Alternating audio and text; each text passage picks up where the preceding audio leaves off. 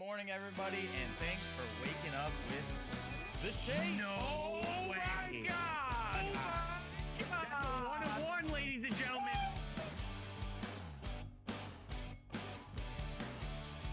Go to Dave's. I must ask you a question right now. One of one, ladies and gentlemen. Oh, hell yeah, brother.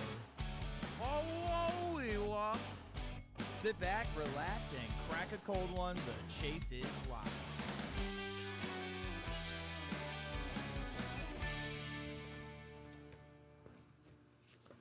Good morning to everybody out there in Twitch land. Don't adjust your computer screens. It is us. I just noticed, who did this? Who redid this? Take a guess. You or Elena? Elena.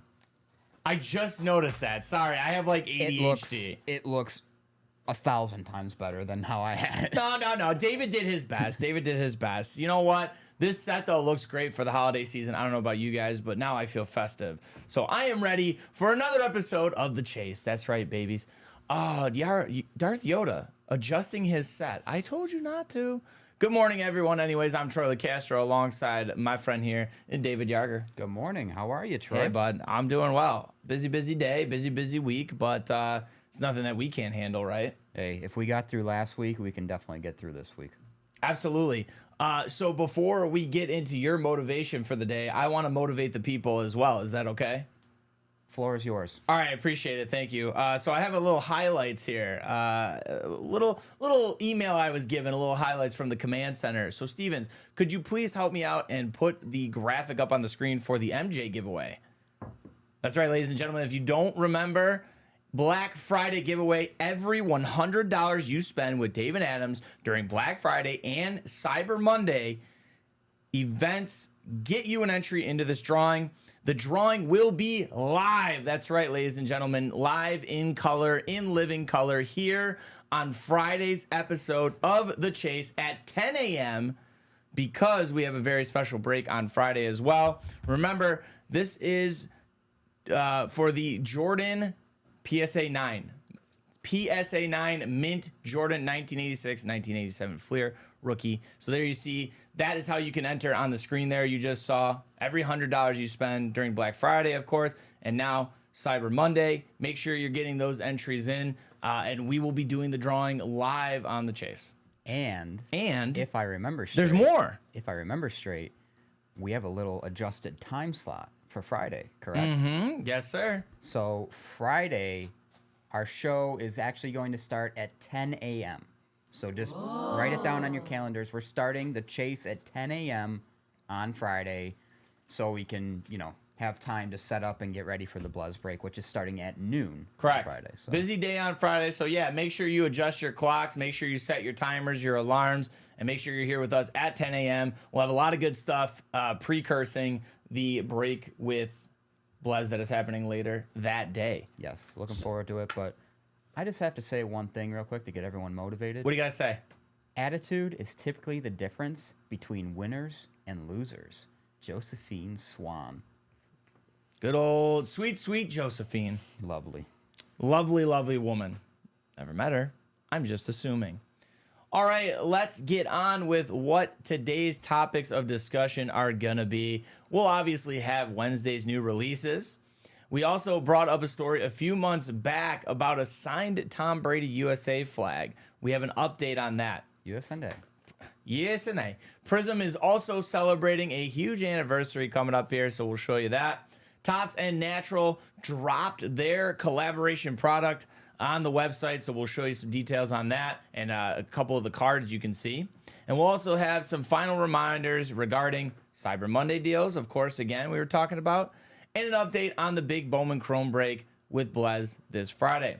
Additionally, our live guest today, Brian Pirrip, on the broadcast to talk about some quests he's taken in the hobby. And lastly, we'll end with another box rip giveaway. And today, ladies and gentlemen, I'm excited to tell you that because of Brian and his quests, we're going to go on a little quest of our own with some 1996. That's right, 96. I was 3 years old, just saying. Pinnacle Premium Stock Football. I was 1 year old. 1 years old. 1 year old. So speaking of giveaways, let's check out who is going home with the 2022 Bowman Chrome baseball that we rezipped on Monday. So, Mr. Stevens, can you work your magic, sir? There it is. This guy knew.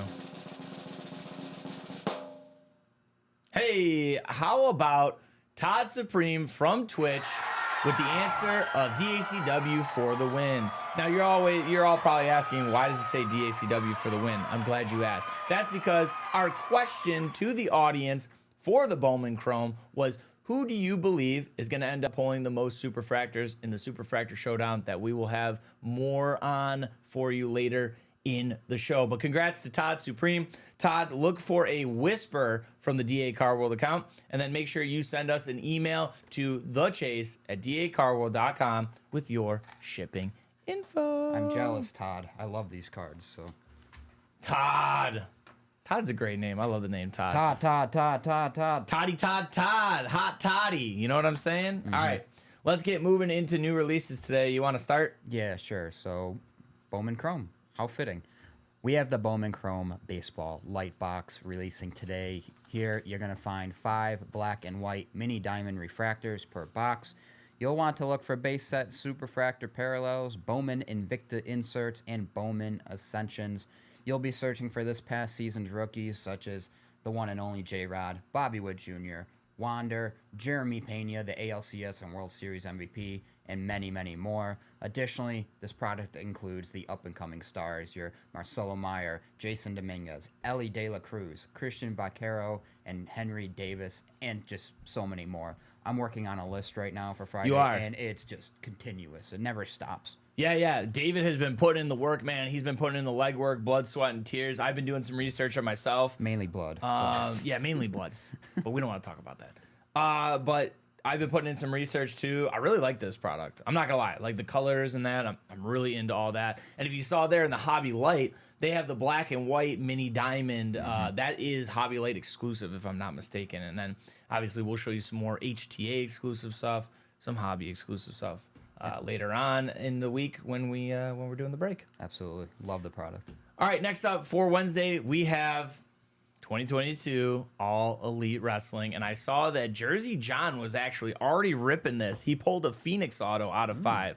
So check this out here. You'll have at least one numbered purple pyro or dynamite parallel card, 1 UD canvas gold parallel card, 4 UD canvas cards, and 5 base set pyro parallel cards per box. I believe his was a pyro out of 5 Phoenix auto. This product includes some of the top talent that AEW has to offer, including Adam Cole, baby, CM Punk, Chris Jericho, Hangman Adam Page, Kenny Omega, and many, many, many more. CM Punk for now. Yeah, he's in there. I saw his card. I could tell you I physically saw his card in the set. So I'll tell you right now, if you pull an auto of CM Punk out of that product, might be a little more rare. Hey, true. All right, let's check out what's making headlines. For sure. All right, so around the hobby, remember a couple months ago we were talking about a story about a Tom Brady signed American flag that the auto eventually faded? Yes, yep. Okay, well, Daniel Vitale, the owner of the flag, threatened to sue the New England Patriots because of their lack of care for his piece of memorabilia. If you remember, he donated it to the Patriots Museum for them to display. Vitale ended up suing the Patriots for damages over the summer, and the Pats responded by having Brady re-autographing the flag. The suit is now been dropped, and Vitale estimates the value of the piece is well over $1 million. So, quite interesting. You could tell on the left there, that picture, that's the blue mark. That's where the Brady original auto was. Yeah.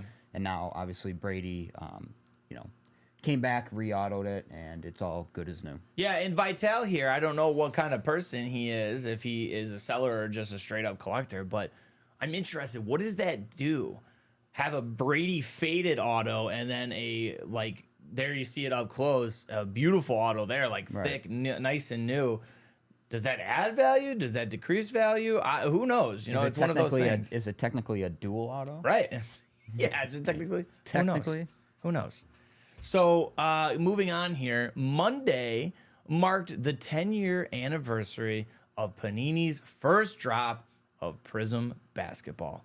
The original box had the late, great Kobe Bryant on it. You saw it there. And sealed boxes of the product go for thousands and thousands of dollars online. Additionally, sealed packs also accrue hundreds of dollars on sites such as eBay. Prism has continued to be one of the most anticipated drops every year, including the newest rookies on a yearly basis. Every year, the Panini Prism basketball set delivers a plethora of color variation parallels, autographs, and popular inserts. I didn't realize it's been 10 years. 10 years. And you know what's funny? I was working here in retail when that first box dropped. I remember that box. Yeah, and then the craziest part was I went on eBay just to search up for like sealed boxes. Yeah, it's And then nutty. there were just packs too, just like sealed packs, and it's like, oh yeah, like $300 for a pack. I'm like, huh? It's nutty, man. Yeah. It's crazy. Crazy. But I mean, 10 years. It's been a while. Been a while. Oh, Sorry. as soon as I said it, I knew freaking Stained was gonna come on. Oh, What do you want me to do? goodness. All right. Next up, we talked about last week, Topps and Artist Naturel partnered once again on another creative product design. In 1960, hundreds of cases of 1952 Topps baseball cards were dumped into the Atlantic Ocean. Topps now teamed with Naturel to recover the long-lost specimens through a nautical-inspired reimagining of the historic set, the 1952 Topps by Naturel box. It released on Monday, as you can see the cards coming across the screen. The product includes one 130-point encased art card and one sealed pack. There are 6 cards per pack and one foil, parallel, or chase insert per pack. They were like $40. I'm very tempted just to like buy one, bring one in, and just see what it looks like. It's funny you said that because I was going to bring that up. I thought they were incredibly affordable, and obviously the cards flashing on the screen there, I think they're really cool. Yeah, they're cool. They give a little twist on some history, so it's nice. Yeah. Hey, not as cool as the Lauren Taylor collab, friend of the show. Had to throw that in there for her, but still cool. So definitely something affordable, and would love to see if you guys end up opening some. Send us some pictures. Absolutely. Yeah, would love to see some of that. All right, don't forget, just because it's Wednesday doesn't mean Cyber Monday has ended. Remember, we told you about this earlier in the show. All the great deals go until 6 p.m. Eastern Standard Time today. And don't forget, we've added double the points and no limits to purchases. So make sure you're heading, that's right, to dacarworld.com to get all the remaining deals for Cyber Monday. Yeah, and also, don't forget, we still have spots available for our Super Fractor Showdown with Blez. Super Fractor Showdown, what is this, David? So I don't think you guys realize the opportunity with this break. We are selling spots Big opportunity. for significantly, wow, that's a low price. We said it. Lower than box price. So yes, that Wow, means you can get a significantly. spot in this break for less than it would cost to go and buy a box for yourself. And remember, if Blez pulls a 1-of-1 Superfractor from their 25 cases and they win the Superfractor Showdown, David Adams will randomly give 2 of the customers in Blez's break cases of Bowman Chrome, the HTA and the hobby. Absolutely. But if I'm running over my words now. If David Adams pulls the most Superfractors, then Blez is going to randomly give a case of HTA and a case of hobby to people in our break. That's right. So, hey, I'm just saying, it's worth your while, I would say. Go get your spot in this Blez break. I heard Aaron Judge will come to your house if you win. I'm hearing a lot of rumors. I'm hearing Aaron Judge will re-sign with the Yankees if you buy into this. I heard there a bunch of people might be on set. I You don't know what? Yeah, no. It's funny you say that because some friends of the show now at this point, I heard we made some calls. We made some things happen. And you know what? If you pull a Superfractor, I heard Spud Webb and Tanya Harding are going to sign it for you. Wow. The deals just don't stop here. Is Dominic Hasek going to be here too? I heard he's going to help us decorate the tree and put white lights on there. It's a real tree, damn it. Yeah, we're going cutting it down. So if you want to get a spot, make sure you head to dacarworld.com/live. Go to the live breaks tab, and you'll see the baseball and go down, and there's all the spots. Join us because this is going to be a fun one. No, it's going to be a good time. You guys are really going to want to see this. We're going to stream it all here starting noon Eastern Standard Time on twitch.tv/DACarworld, what you're watching right now. Blez will have it on their YouTube, and we're just going to rip away. We'll be doing some commentary. Hopefully we've, pulling some super fractors in that. The chat's having fun with our little our ad D Squad. Alfonso Soriano will put up your Christmas lights for you. Yeah, and I heard Tom Brady will sign a faded auto. Yeah, I'm gonna toss that right now. So good. Look at that. Good call out by the man on the ones and twos over there, David Stevens. Sorry, Dave. Yikes, my bad. Anyways, David. I don't know how Dave got his hands on this, but I think this wasn't supposed to make air. But I think they dug up the video that we did to promote this break. Oh God, yeah. I guess show it. Valhalla! Whoa. What the hell are you doing? Well, I'm ripping some chrome, brother. Getting ready for Friday. That's the wrong chrome. We're ripping Bowman chrome. Friday at noon Eastern, it'll be a Bowman Chrome Superfractor Showdown. Whoever pulls the most Superfractors out of their 25 cases wins. If Blez pulls the most Superfractors, Dave and Adams will randomly give 2 of the customers in Blez's break each a case of Bowman Chrome. One customer will get a hobby case, and the other will get an HTA case, and vice versa if Dave and Adams scores more Superfractors. But what about a tie, you ask? Then both teams will randomly give 2 of their customers a case of Bowman Chrome Hobby or HTA. So get your spot today and get ready to rip some chrome. Valhalla! Valhalla. Yep, so there it is, ladies and gentlemen. Friday, noon Eastern Standard Time, the Super Fractor Showdown. Make sure you are grabbing a spot significantly lower than trying to get a box or an HTA box. I mean, we've got it all priced out for you. Amazing deal here. And not only do you get a chance to be in the break and grab some other cards, you got a shot at those Super Fractors. And we all know what happens if we pull the most Super Fractors, right? Somebody who buys into that break is going to get an HTA case and a hobby case from Blez sent to us, courtesy of them. Yeah, the paint. I don't think. Don't try that at home. It was obviously more painful for Troy, but I don't think you guys realize wearing a Chicago Cubs jersey after the pain they put me through in the 2016 World Series against the Cleveland Indians. I don't want to get canceled. Cleveland baseball team. That was painful. This guy's trying to compare wearing a jersey to spraying paint on his face while my lips were burning. Guys, but I did it for you guys. You don't know the for pain you. that series caused. Yeah, Bill Dozer, disclaimer, ingesting, inhaling spray paint is bad. That is true. That is bad. No, it was paint. Ask Meerkat. You guys can ask Meerkat in the chat. He helped out getting that. All right, so there it is. Make sure you're checking out dacarworld.com/live. Go to the baseball tab. It's gonna have all your spots there. We'll toss it to it one more time later in the show. We're not showing the video again. I can't believe we unearthed that. Anyways, let's get to our live guest of the day. Yes, sir, ladies and gentlemen, boys and girls, children of all ages. We have Brian Pirrip, a guy who is one of the biggest junk wax connoisseurs. And that's a fancy way of saying it. If you've seen his content, you know he goes on quests, ripping old wax and searching for certain players who are in the wax packs he rips. Without going too far into detail, let's just bring him on to talk. So, ladies and gentlemen, please join us in saying hello to Brian Pirrip. Brian, good morning. How are you? What's happening, Troy? It's good to be here. Thanks so much for the invitation, man. Of course, brother. As soon as I saw your page, I was like, we got to get this guy on, because I'm like, this is interesting. People don't do this enough, these quests. So I absolutely love it. So thank you for taking time out of, I'm sure, your busy day to be here with us for a little bit. Oh, my pleasure, man. Just hanging out on a cold winter day in New York City right now. Yeah, I was gonna say it's a nice backdrop, but I could tell it's a little dreary. It's a little dreary here in upstate New York, but I think our conversation will brighten things up, right? Yeah, that's the idea. There you go. That is the idea. So I'm gonna start it off with a little question here for you. You know, obviously it's not a full-time job like it is for some others in this industry. So what does the hobby mean to you?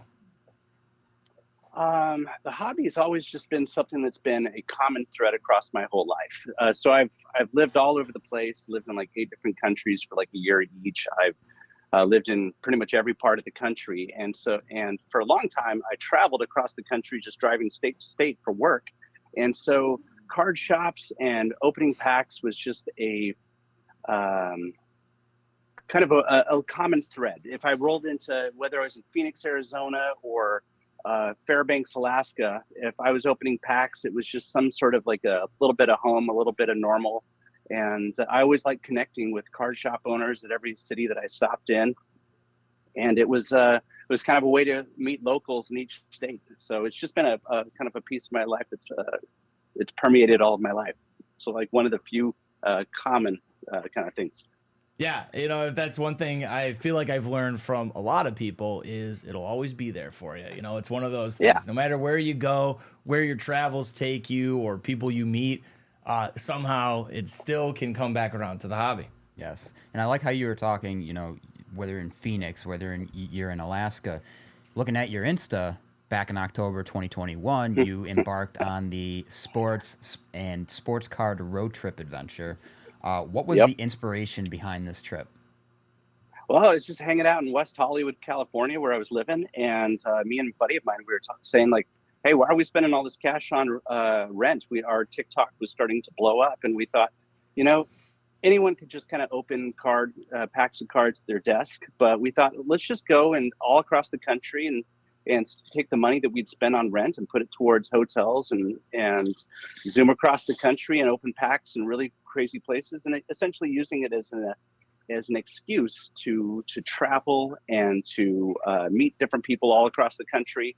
And it turned out to be the adventure of a lifetime. It was fantastic. We did like 30,000 miles over the space of about 3 or 4 months and went absolutely everywhere.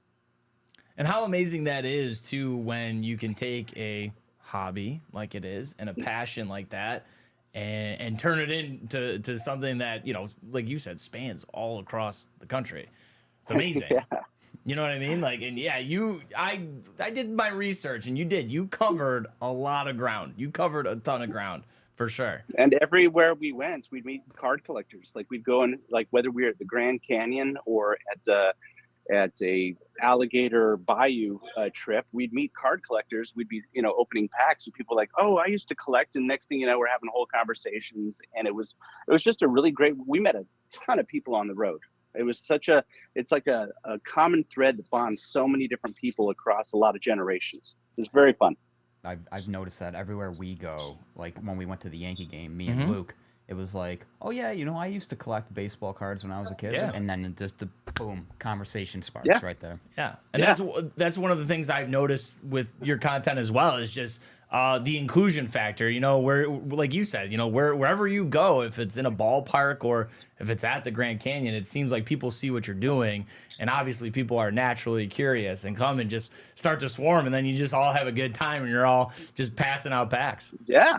Yeah, there was a moment at the Arches National Park.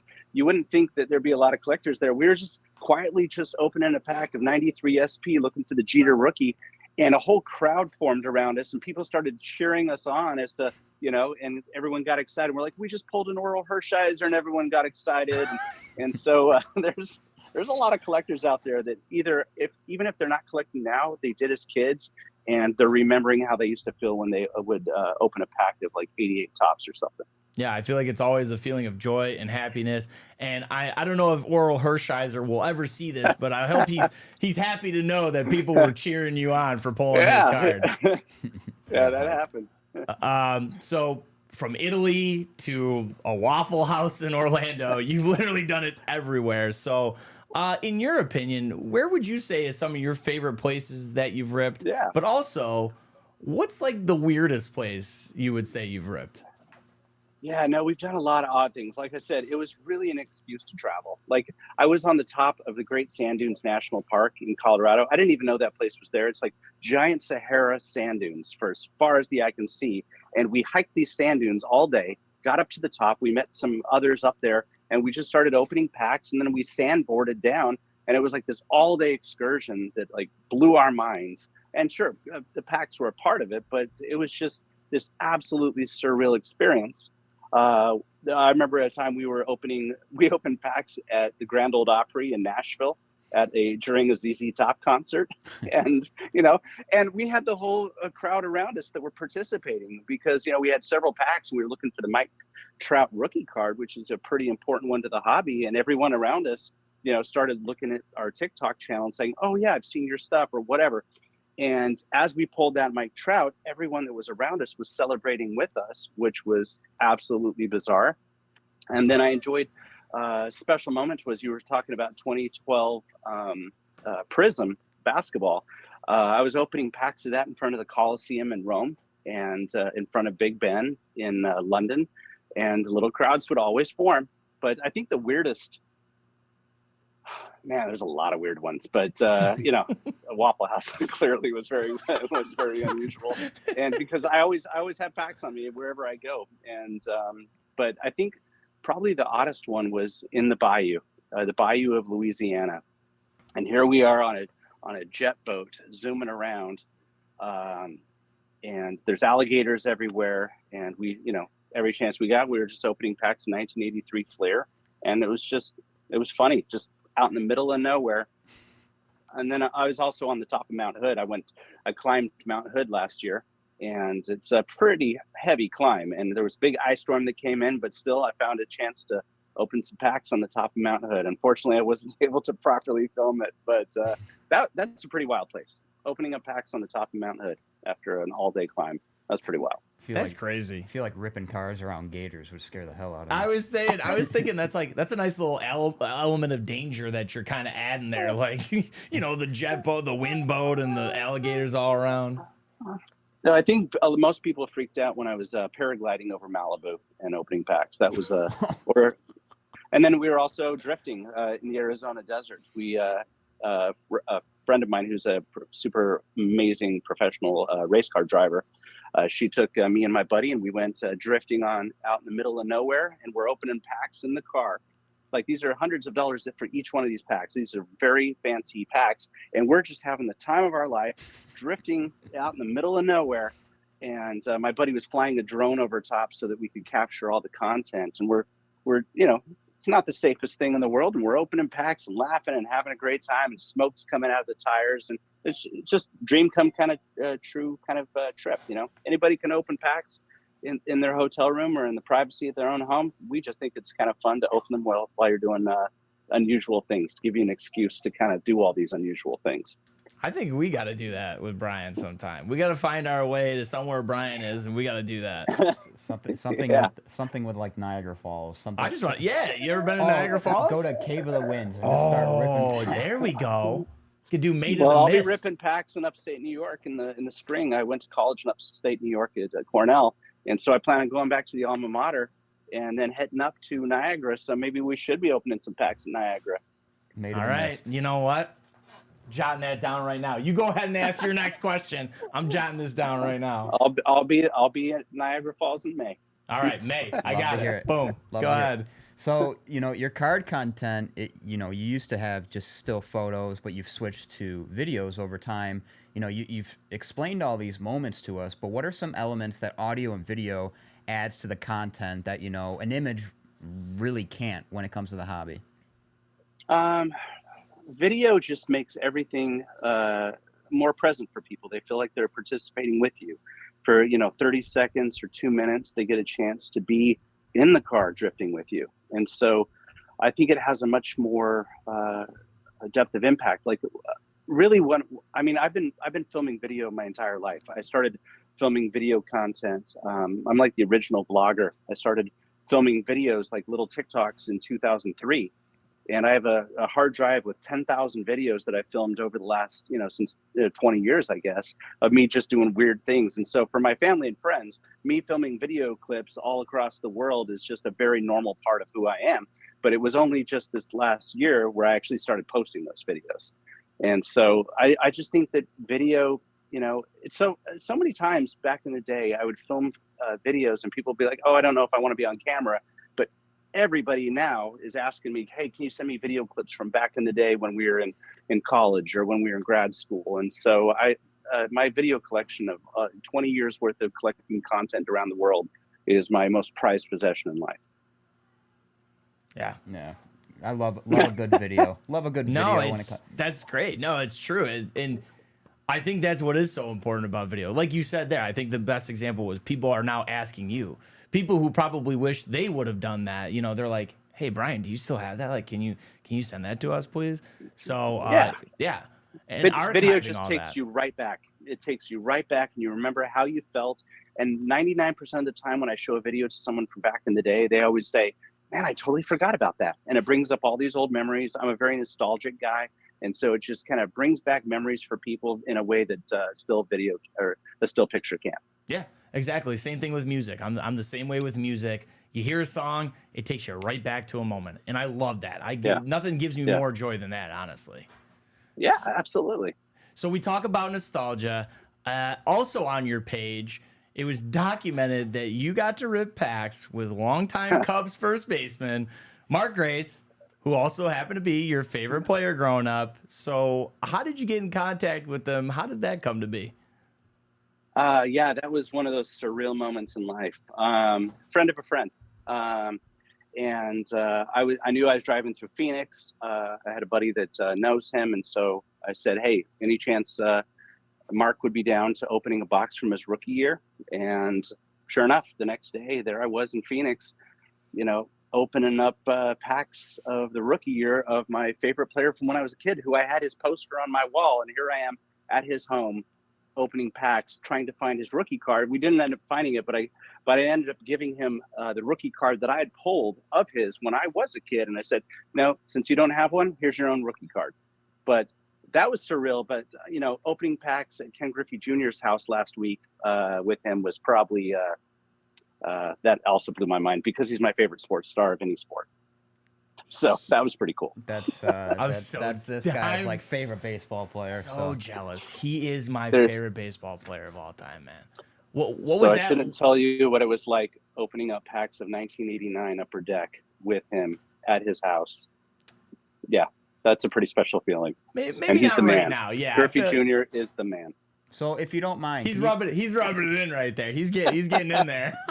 But that's great. That's so great. If you don't mind, can you tell us about that time at Junior's house? Yeah, right. When will we see that content, though? Is that on the horizon? I'm sorry?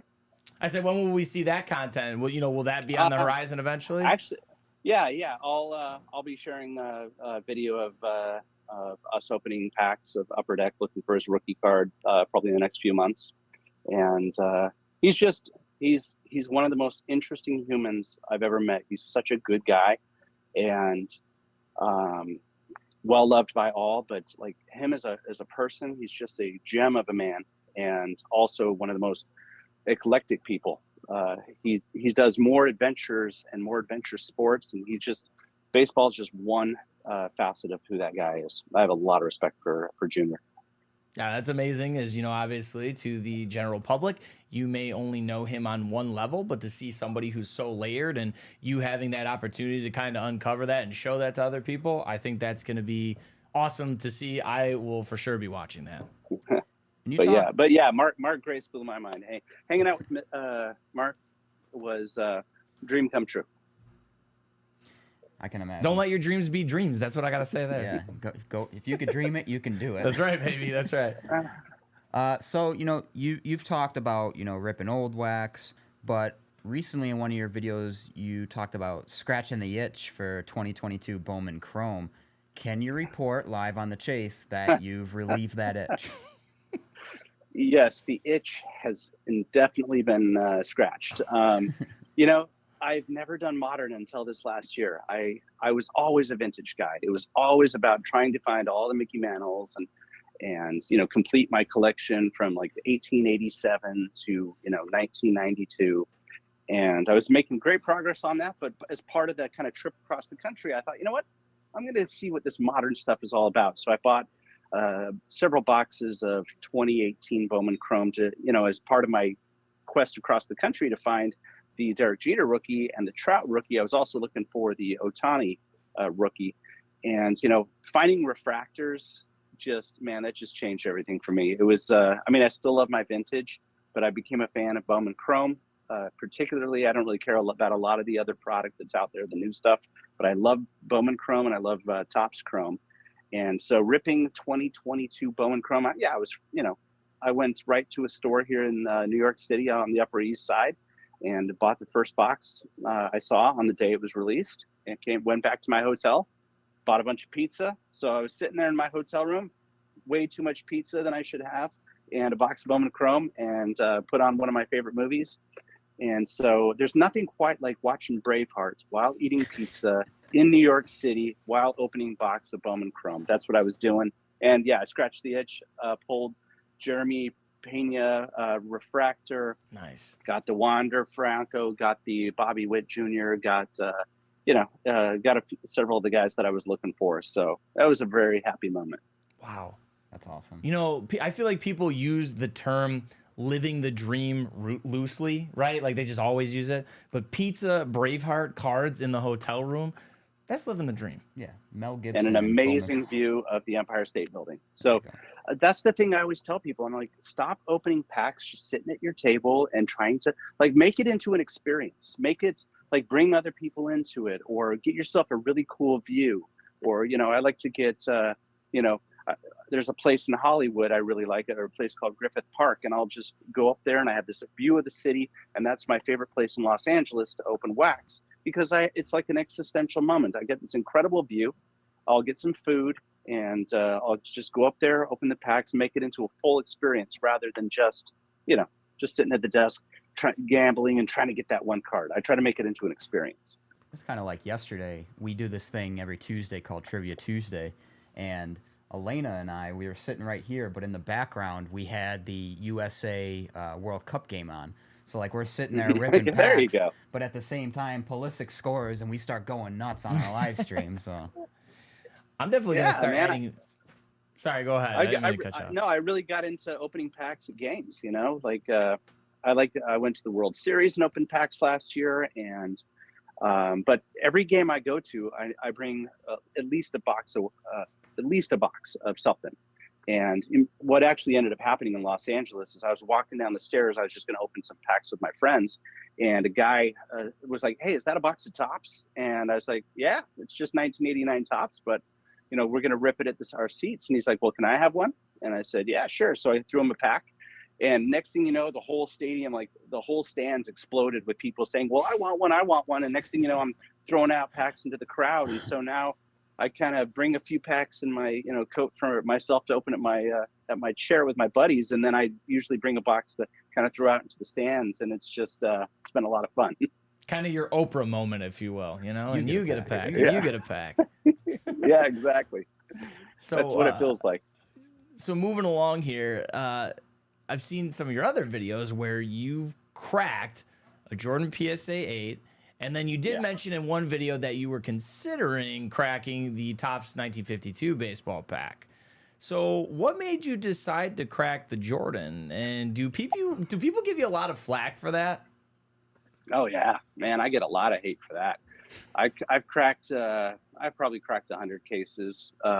Because what I do is people go, "Why do you buy them just to crack them?" And I'm like, well, the reason I buy graded cards in cases is because I just want to know they're authentic. I want to know they're authentic, and I want to know that they're at a certain level. So I usually crack out 6, 7s, and 8s. I like buying cards that look like they came out of a pack.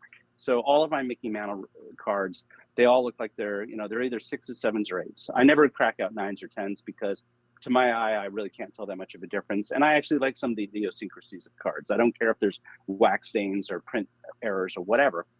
And so I cracked them out for to know they're authentic. But one of the things I've been working on the last 2 years is I've been building new displays and new ways of protecting cards with high grade materials. And so I've built the most state-of-the-art displays and cases and all manner of kind of displays that are going to, I think, change the hobby over the next couple of years. I'm going to be released. So I actually have a whole company that's dedicated to making really high-end displays for cards, and really protection as well, and a way to archive your cards, and especially your high-end cards. And so every card that I'm cracking, I go and put them in my new displays. And so the funny thing is all the hate I'm getting about, busting out my PSA 8 Jordan, the second people see what I put that Jordan card into, which I already have, it's going to blow their minds, and everybody's going to want it, because it's just next level in every way. Well, I think I found another topic for us to talk to you about in another interview. Yes. I wrote it down again. So if I'm looking down at my sheet, it's because I'm writing notes, because I got to make sure I keep these things in mind. Yes, in due time, we're going to be talking about these displays. Yeah, that's amazing. I would love to hear about that. Well, I was sitting with, showed them to Jeter, showed them to Griffey, and we'll just say it blew their minds. That's and awesome. So I've been working on this thing for 2 years. I've sunk, over $1 million into it. And it's been a passion project, a true love thing. I initially started building these things for myself. And then I realized that what I'm building is going to really help the hobby, and it's going to fight counterfeiting. My whole plan is to destroy counterfeiting once and for all. And the things I'm building are absolutely going to destroy counterfeiting. Wow. Love to hear it. Yeah, I mean, and that's two good stamp of approvals there, Jeter and Griffey. So, yeah, definitely. Let's next time we talk to you, we're gonna get into that. I definitely would like to do another side interview, and as long as you're down with that. Yeah, no, I'm totally down with that. I'll be releasing our kind of, at least announcing our product line soon, and but all the first cards, I'm just, all the first cases are already spoken for, because I'm putting all my own cards into them. I can't wait to show everybody what we're doing with them. Exciting. Awesome. So, obviously you can tell that we're big fans of your quests. So, you've seen unique and iconic cards from different hobby eras, and you completed the junk wax quest, but what's next? What's next on your list for quests? Oh, thanks. I've all the different quests have been a lot of fun. The junk wax quest turned out to be my favorite, because these are just iconic cards. They don't cost a lot, so people, pretty much anyone can acquire every one of these cards. And so for the next quest, I'm prepping. It's going to be similar. It's going to be a junk wax quest, but featuring multi-sport. It's going to have a few football cards, few basketball, hockey, baseball. I know for sure, I'll tell you right now, we're going to be looking for the 1984 Topps Don Mattingly, going to, this kind of stuff. So not the junk of the junk wax, but more of kind of the mid-range. I just bought a box of, I'll save it. We're doing a bunch of really cool kind of, I think people are going to really like it. And I'm also going to be opening up pro set football, trying to find the Santa Claus card, and it's just that kind of stuff. But in the meantime, I'm working on the 1992 Bowman set, and I just opened some packs all around New York City, and and then I also picked up a box of 91 Fleer Ultra football yesterday. Going to find the Brett Favre, which kind of leads into what we're doing today here. See, this guy gets good it. Segue. This guy's a content guy. You like He that? understands. He understands. I love that. So first and foremost, thank you for taking the time to talk to us once again. I want to give you an opportunity, though. Let the people at home know where they can find you on social media, and then we'll probably do it again at the end of this episode. But go ahead right now. Yeah, sure. TikTok's my main kind of home. And that's where my largest following is. I also am on Instagram, YouTube, Facebook, and it's the same handle for all my platforms. It's my name. It's Brian Pirrip. That's BrianPirrip. A lot of people think that my name with Rip, like ripping packs, Yep. but it has nothing to do with that. It's just a nice coincidence. Just born that way. Yeah. So I'm Brian Pirrip, and all my social media platforms are Brian Pirrip. All right, great, Brian. Easy Well, enough. that was a fantastic segue you did, because we wanted to go on a little bit of our own quest today. So would you mind sticking around and helping us do some commentary? Yeah, I wouldn't have it any other way. All Can't right. wait to find that cheesehead photo. Oh, dude, I was looking. I was like, what do we got on the website? And I'm like, let's look up some interesting cards, see what's out there. And I saw this cheesehead card, and I saw we had it, and I'm like, boom, done. There it Made is. sure I got it cleared. Awesome.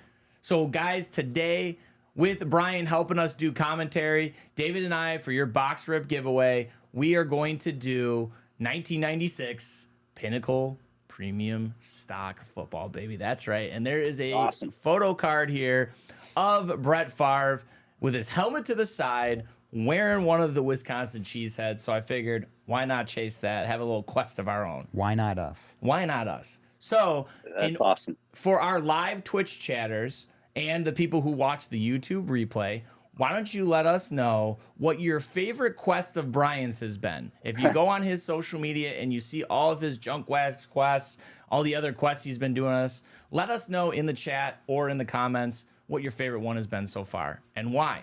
So, without further ado, Brian. Oh, yeah, I forgot we do this whole gimmick where I need a cutter, and I can't find the cutter. Yeah, where is the cutter today? Hey, Stevens, where the is the cutter? Oh, the swear. Looks like I got to drop some money in the swear jar, huh? Swear jar there. Here, Good don't Lord, worry, man. I brought this. It's a family show. I know it's a. I'm sorry, Brian. I'm sorry for swearing. No. Here's my Canadian. Oh, Well, well, there's where the cutter was. it's in the swear jar. It was in the swear jar. There you go. Keep the Canadian 10 though. That's on me. Yeah, make sure you keep that in there. There you go. That'll cover the rest of the week. Do not pass go. Do not collect $200. All right. So we've got 25 cards per pack, hefty packs, but 8 packs per box. So, Mr. Stevens, can I get the overhead camera? Now, Brian, have you opened any of this yourself? You know, I haven't. I'm actually I'm far more of an expert in baseball and basketball, but I'm one of my, the reasons I want to do football in these upcoming quests is because I'm trying to learn football better. And so this is my way of learning. I find that opening packs of football cards while watching football games, like between the two of them, I'm going to start learning the kind of more of the history and more about the players. And so I'm excited to open this and find the Favre, but Yeah, and we were talking earlier too. Very deep rookie class. So if you want to do, I did some research. Yeah. So Keyshawn Johnson, Jonathan Ogden, Eddie George, Marvin Harrison, Ray Lewis, Mushin Muhammad, Brian Dawkins, Terrell Owens. So some Hall of Famers there. Really deep class. All right, left or right, David? Which one you want? I'm going to switch it. I'm going to go back to the right. You're gonna go back to the right. All right. These are interesting too. Did you guys happen to see when I was? If you want to go to the overhead camera, you see these, Brian? They're like almost like a those deck are of cool. playing Yeah, cards. decks of playing cards. Yeah, exactly. No, that's I always find all the different ways that the card manufacturers have tried out so many different ways of putting cards together through wax packs or foil packs or packs of just one card or jumbo packs with like tons of cards. I find it interesting, all the different kind of printing and even the packaging that card companies have tried. Yeah, how much fun is it too that you see companies like a Pinnacle, like a Pacific, things that either got absorbed, like Dunruss, they either got absorbed or they just don't exist anymore. Like, how much fun is it to see that stuff out there and try and get that? No, the history of card collecting from the 1880s or 1870s and 80s till today is just phenomenal. It's a history of sports and printing and companies and bubblegum and tobacco. Like all of it is fascinating. Yeah, And see, absolutely. when I see these in 1996, man, I was in high school in Germany, and it's so as soon as I see 1996, man, it brings back memories of high school for me. Now, did you say high school in Germany? Yeah. I spent 4 years on a military base in Germany for high school. Wow. What was it like over now? See, were you collecting at that time?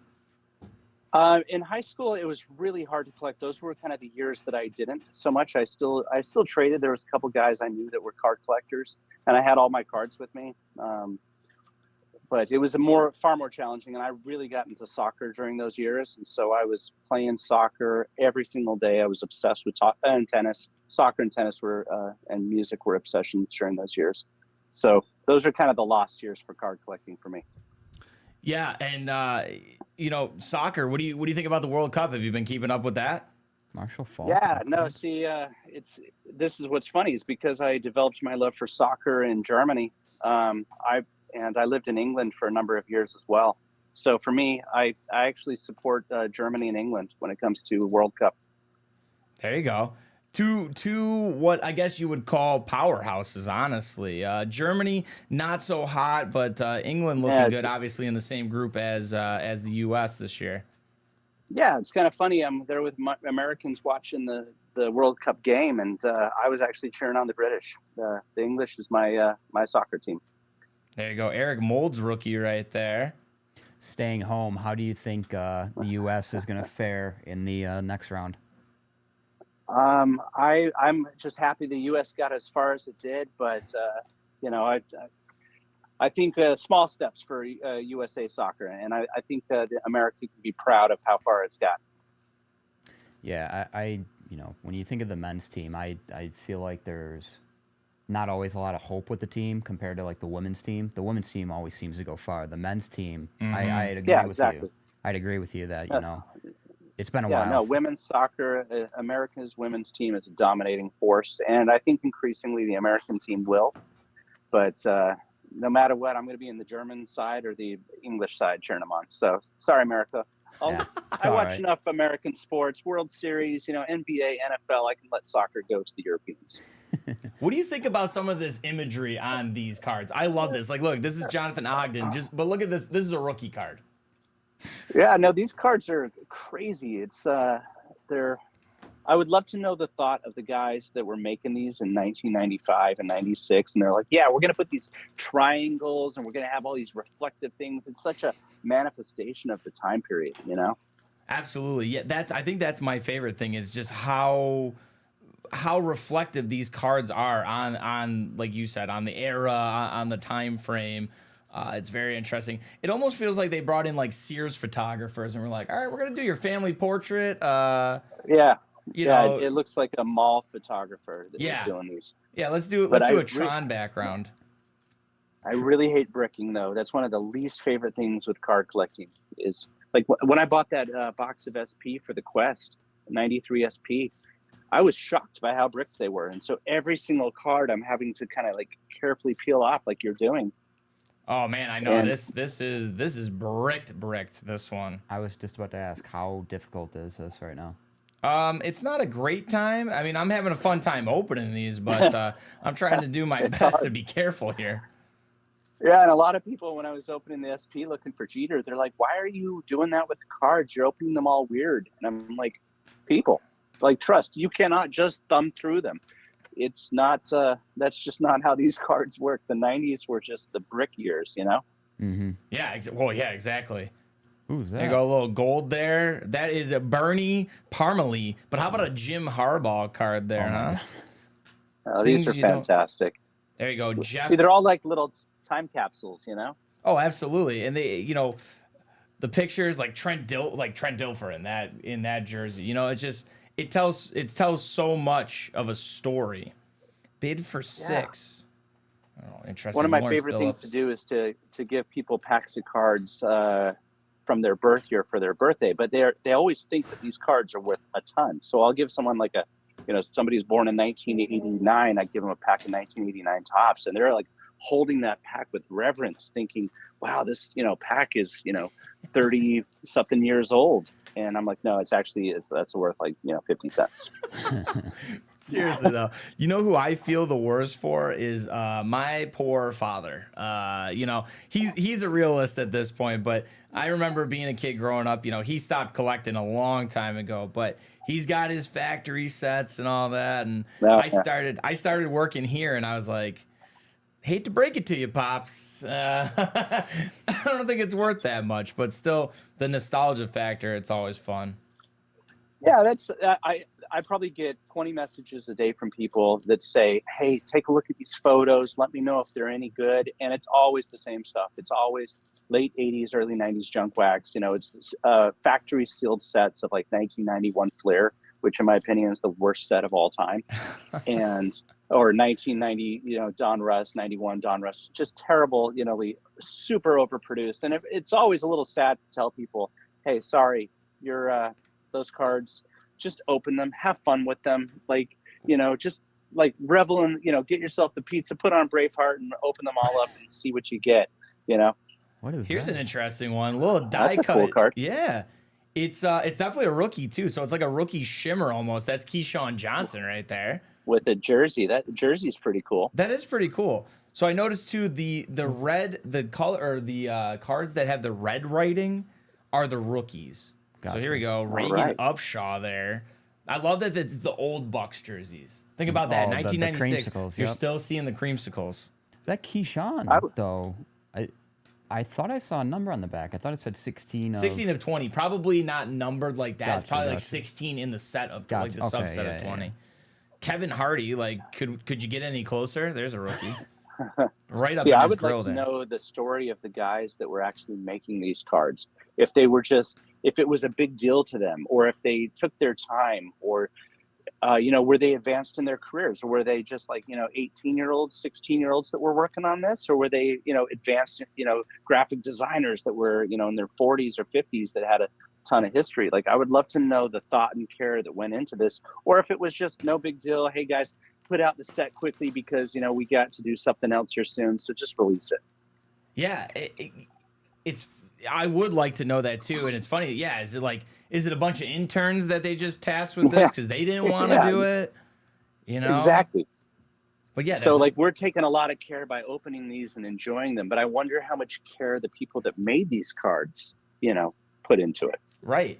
And I feel like at that time, were we still in an era where this was hot, so they were just mass producing? And like you said, are they just trying to get this off the line and Just not hammering worry it out. about Hammering it out. other than just hammering it out?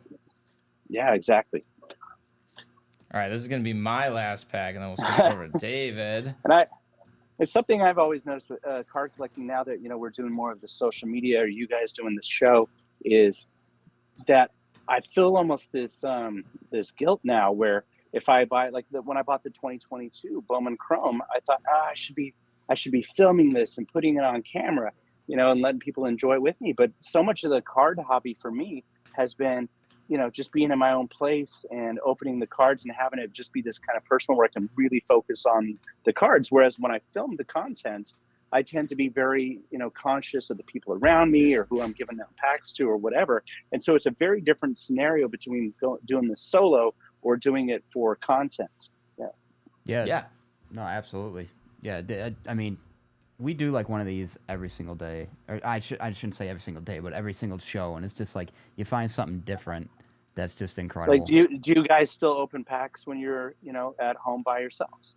Yeah. So it's funny you said that because I took advantage of Black Friday and I did myself a favor and I got a Topps Chrome blaster. And I'll tell you right now, it was scratching the itch. Like we use that term all the time. But really, I was like, I haven't done this in a while. I was like, I really want to get to it. Like, I want to be doing this. I just wanted to show off this. Go back real quick. Look at this. Boomer Esiason with his daughter, I would presume. Oh my goodness. That's amazing. It's just like, right? Some of the photography from the early 90s, like starting with 1991 Studio and Stadium Club, started getting all kinds of creative. Like there's that one guy that's got like a parrot on his shoulder, or Yes. bizarre stuff, or Nolan Ryan pitching but wearing a tuxedo, that kind of stuff. I think the early 90s photography, they got real inventive and had a lot of fun with it. And now it's just kind of funny to see.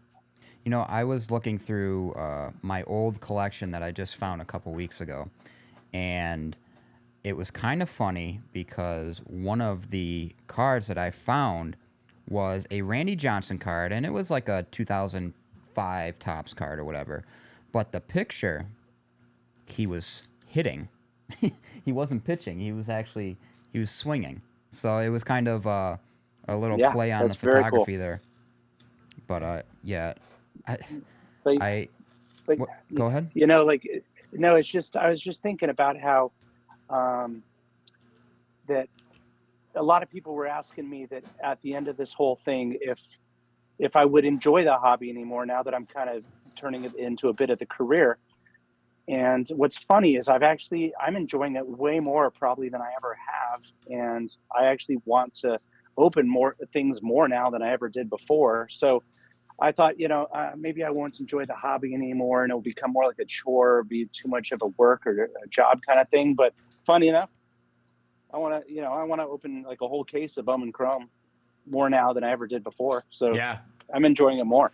Yeah, it's funny too. I feel like stepping away for a little bit, like I did. I was on the local news side of things, doing digital work, and there I didn't pay attention as much. But I was like writing. I was like writing articles about sports cards being pulled or something crazy being hit, but the love and the passion and actually wanting to get my hands on it just went through the roof as soon as I got back to doing this, for sure. So Yeah. I'm gonna do this because there's a surprise in here. Did that you I don't find wanna- it? I don't wanna You ruin looked it. at I it. don't Did wanna you find ruin it? I don't want to ruin Come it. on now. Did you Yeah. see some cheese? I don't want to ruin it yet. We'll Well, see. I think you already did. I feel like you already did ruin it. I feel like you got it. No, it was. Oh, this, that's cool. it was Curtis this Martin Curtis right Martin there. jersey card. Uh-oh. That's all it was. Hey, his camera froze. Oh, Stevens. come on, man. Come on. I'm not moving until. What is this production? There we go. There we go. Curtis Martin. I actually have that jersey at home too. You know what? That's another thing, Brian, too. You say you're doing a lot more basketball Daryl Johnson. and baseball, but what about some of just like the jersey designs you see as well back then? Yeah, absolutely. No, I love experimental jerseys. I also like one of the things I'm always into is the throwback jerseys. Yep. I liked it when the Field of Dreams players came out and they were wearing, in the last 2 years, Field of Dreams has been doing its thing, and they've been wearing the old uniforms from like turn of the century type stuff. But yeah, like in the early 90s, my favorite jersey switch of all time is when the White Sox switched from it was 90 or 91 when they switched into the black with the white socks on the, and I just couldn't get enough of that. I wore my White Sox hat every single day for pretty much the 90s. That's awesome. There Now, it Brian, can Brian see this? He No, I can't see can't his see it. overhead? Oh, here. Troy. Pass it over here. Switch. Oh, victory. There Where we is it? go. We got it. Found it. We got it. The cheesehead. Ladies and The gentlemen, Packer backer. we got him. We got That's him. fantastic. Let's go. No, that's the thing. It's not just about the huge hits, the big fire poles, getting that, 101 kind of card. That's what I've been doing with the Junk Wax Quest is that, like, I remember this card shop owner, I think it was in St. Louis, where we pulled a Dave Justice rookie card, which is worth probably 50 cents. Yeah. And the whole shop, when we finally found this card we'd been searching for on the quest, the whole shop, erupted into kind of cheers because it was just the fact that we were chasing something. So that cheesehead card, it's not worth, anything, but it's just the fact of like looking for it and finding it and the specialness around the chase that makes it a lot the There chase. you go. The chase on the chase. Yeah, you said it There best we- right there. No, I agree. It's not, you could quest for the high dollar cards, but it feels like almost a treasure hunt of a sort, or a crossword puzzle, or a scavenger hunt, if you will. Yeah, it's a scavenger hunt. What do you got Yeah, there? pulling like when we found that Michael Jordan baseball card at the card shop at Honey Hole in San Diego, or Escondido. The entire shop got into it. Everybody, we had the kids, all the kids were opening boxes. And this is a, 10, 20, 30, maybe $40, $50 card at most in Right. best condition. And everyone got into it. We're looking for it. And it took us, it took me 10 boxes of 91 Upper Deck to finally find the Jordan baseball card. And when I did, it felt like I had pulled like a Mickey Mantle out of a pack, because it was just elating to finally complete the quest and do the chase. Yeah, and I feel like people get the rush in different ways, and Yeah. that's one of them there. What was it about that Michael Jordan card that you wanted to chase down? Is that one, correct me my naiveness of Junk Wax, but is that one of the only ones he has in a White Sox uni? Yeah, that was when it first came out. First off, Michael Jordan was king of the world in 1991. He was the man. And the most famous person probably in the world. And he was a basketball player, and everybody knew him as the Bull, and all of a sudden here he is joining, coming into the White Sox organization. And this card was everybody's favorite basketball player now playing baseball. And it was also a short print card in the set. And so instantly overnight, that card was the most important card you could possibly have. Everyone wanted it. Like whatever kind of chases people are going after today, nothing today equals what it was like trying to find that Jordan card back in 1991. Yeah. It was far more than anybody trying to find a Wander Franco or Julio Rodriguez. This Jordan card, everyone had to have it across the entire hobby. And so what I tried to do with this was having everybody kind of relive what that was like. Yeah, and I think if that's anything I've learned is people do like to relive stuff, and it's not. I'm not saying that in a bad way, but everything always seems to come back around. You know, it's one of those things where everything seems to come full circle. So I feel like totally.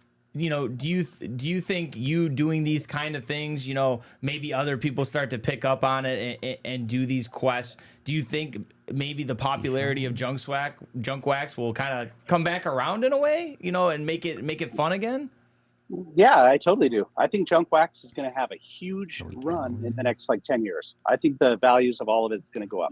I think as more people get into the hobby and a lot more, I think there's going to be a lot more international people coming into the hobby. I think Europe and South America and China are going to get into the hobby. And I think junk wax is already starting to dry up quite a bit. Like what I used to be able to find 10 years ago going to card shops is nothing to what it is like today as far as the availability. So I think junk wax is going to have its day, especially as more people are getting into the nostalgia. Like one of the things I've noticed with my channels is I get a lot of guys my age that are seeing what I'm doing on especially on TikTok or Instagram. And they're like, whoa, you just totally reminded me of my childhood. I went out and bought a bunch of boxes today. And so guys that now have, disposable income, and they didn't back in the, late 80s, early 90s or whatever, now can pretty much go out and buy all the junk wax that they couldn't have. And so a lot of new people are entering this market, and I see people doing their own little quests, or people, opening up, kind of doing what I'm doing and going to, baseball games and opening packs, or having their whole family open packs together and chasing. So every box that gets opened is one less box. I mean, it's not like Amazon can, go print more baseball cards from the late 80s. And so the amount of product, nobody knows how much is really out there, but I imagine that it is drying up more than people realize. And I think there's going to be a day where people go, oh, wow, here's a pack, here's a box of 1989 tops. Like it's one of the, there's just not a lot more of them out there. Yeah, I think that's a great point. So, hey, you know what, Dad, if you're listening out there, maybe now's your time to shine. Hang on to that stuff. Yeah. Something interesting too is 1996 and before, a lot of the stuff you open from the late 80s, early 90s. We talk about it. You're chasing other cards, like we're having fun chasing a cheesehead card. You're not chasing the 101s or the autos. So what kind of joy do you think this brings, almost like a stress reliever too, when you're looking more of, building a set, you're trying to build sets, You're trying to build subsets, and it's kind of almost therapeutic, relaxing, and, that nostalgia factor too, in a way. No, it's total therapy. Like I tell this to people all the time. Like I get more, like when I open a box of cards, and even if it's like a $50 box or $100 box or $20 box, I get more therapy out of that than almost anything else I can think of, because I'm a collector, I'm a set builder, and so when my brain goes into the mode of organizing, so as soon as I open a box, I immediately start laying them all out and organizing them and putting a set together. It calms me down like nothing else. Mm-hmm. Like if I'm in a stressed position, I'll go to a local card shop, buy a box of whatever, go back to my hotel, and open it up and watch a show while I'm opening up, eating food, and it's pure therapy. It really is. So, hear me out. We keep bringing up the food. Yeah. I'm starting to wonder here. Maybe a next little quest. We spend a lot of time talking about junk wax, but maybe one of these days, what if we see like a high-end restaurant, having a nice ribeye, nice filet, and we open up maybe some high-end with that? What do you think about that? I literally did that last night. I Did went you to really? a restaurant. Yeah, the best restaurant in New York City called Hunt and Fish Club. It's amazing. Best steak I've ever had in my life there. And I was doing some work with a friend of mine. And while we were sitting at the table, he goes, "I bet you have some packs on you." And I said, "Yeah, I do." And I had some 1992 Bowman, and I had some 87 Don Russ. And we sat there, and we're eating the most fancy ribeye you can possibly have, best I've ever had in the world. And we're opening some packs at this extremely, nice New York City steak restaurant. I should have known before it left my mouth that you had already thought of that or had already been doing that. Yeah, I'm two just steps last behind. And actually, if anyone watches my Jeter quest from last year, I really recommend going. Actually, I did the kind of highlight reel on YouTube of the entire Jeter quest, kind of all spliced together. But my buddy and I, we went and we went to Pink's Hot Dogs in Los Angeles, opening, eat these massive hot dogs. We were at in Austin. We went to this fancy burger place that had been featured on Guy Fieri's show.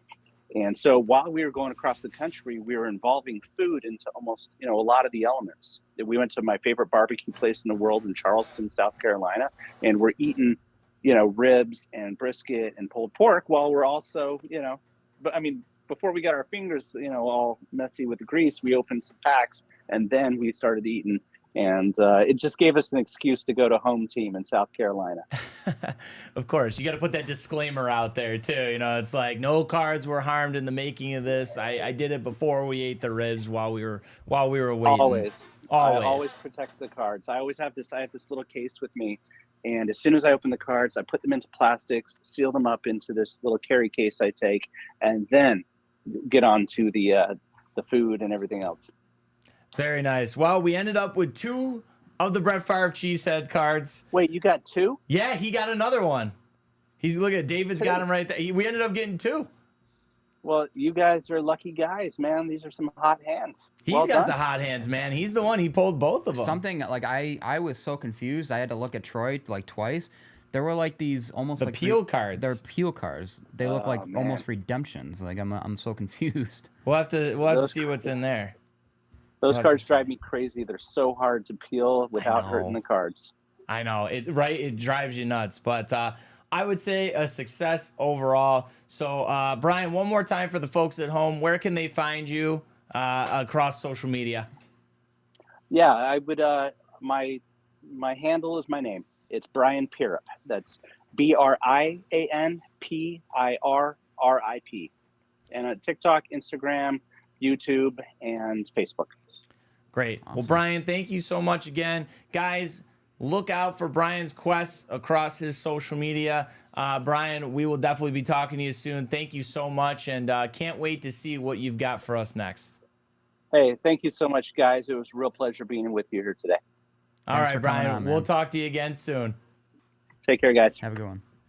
All right. Thanks to Brian there. Oh, awesome episode of The Chase. That was a lot of fun opening the 96. You're lucky, you lucky bastard. You got 2 of the Brett Favre. If you want to show the overhead Cheese real quick. heads. Show them off. Yeah, so there they are. There you go. But then the peel cards. I am very intrigued. I don't know. Maybe we'll leave those for now.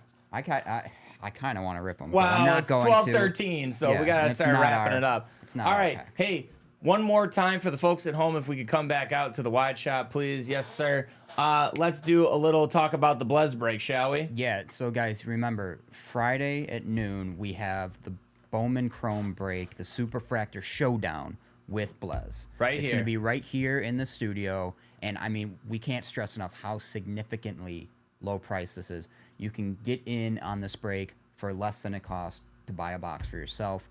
So 25 cases Bowman Chrome we're going to be ripping, and by buying into the break, that gives you a shot at winning not just a case of hobby, an HTA case. Yep. I mean, you can really get some bang for your buck here. So if you want to get in, reserve your spot, go buy a spot at dacarworld.com/live. Yeah, check that out. Like we said, Aaron Judge might end up signing with the San Francisco Giants if you do this.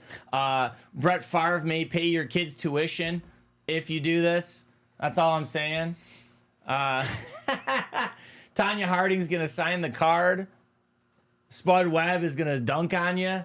All that and more if you buy a spot in this Blez break, the Super Fractor Showdown, coming to you this Friday right after the Chase on twitch.tv/DA Car World. We're opening 25 cases. Blez is opening 25 cases. Whoever pulls the most Super Fractors, their opposite side will be giving away a case of HTA and giving away a case of Hobby. So that's right. If we win, that means Blez will so graciously be giving us a case of HTA and a case of Hobby to give away to two of you that are in the break. But you got to get the spots. So make sure you go to dacarworld.com/live.